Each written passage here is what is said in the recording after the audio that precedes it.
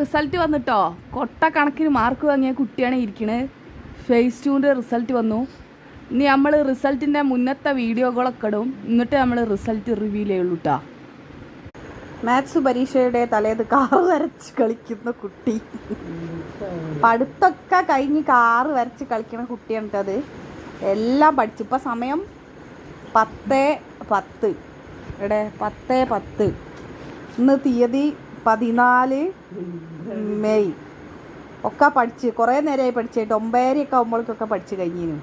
9:45 പഠിച്ച് കഴിഞ്ഞിട്ടോ. 100 out of 100 ആണ് ഞങ്ങൾ. ഈ റിസൾട്ട് വന്നിട്ട് ഞങ്ങളെ വേറൊരു വീഡിയോ ഉണ്ടാവും. അത് it will be uploaded on YouTube shorts. Okay, അപ്പോൾ നമുക്ക് ടൈം ട്രാവൽ ചെയ്ത് പിന്നെ കാണാം കേട്ടോ. ഇന്ന് സയൻസ് പരീക്ഷയാണ്. അതെല്ലാവരും കണ്ടോളിയാ. 18-ാം തീയതി. എവിടെ 18. ഇത് സയൻസ് ബോർഡ് 2 എക്സാം ആണ്. ഇന്നലെ രാത്രി ഒരു 10 മണിയായപ്പോൾ ഞങ്ങളെ പഠിത്തം അവസാനിച്ചിന്. 10 പിന്നെ എപ്പോഴേനു.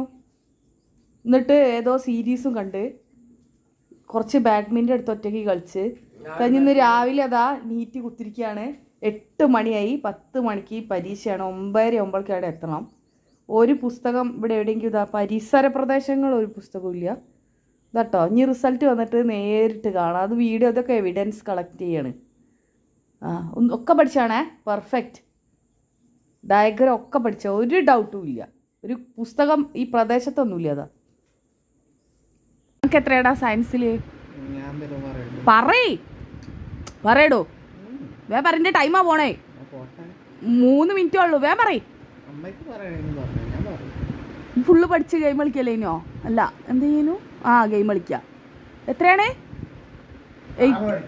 അല്ല, അത് മാത്സിനെ 85 കേട്ടോ. എല്ലാം പഠിച്ചു കഴിഞ്ഞോ 85 വാങ്ങി. എത്ര മണിക്ക് ഒഴിവാക്കി? 9 മണിക്ക് ഒഴിവാക്കിയിട്ട് കളിക്കാൻ തുടങ്ങിയതാ. പിന്നെ മാത്സിന് എത്രയേനു? 75. 25 മാർക്കൊന്നും ഞങ്ങൾക്ക് ഒരു വാല്യൂ ഇല്ല. അപ്പോൾ അങ്ങനെ റിസൾട്ട് വന്നതാ. റിസൾട്ട് വന്ന കുട്ടി ടാബ് നോക്കി രാവിലെ ഇരിക്കുന്നു കേട്ടോ. അപ്പോൾ ഇത്രയേ ഉള്ളൂ.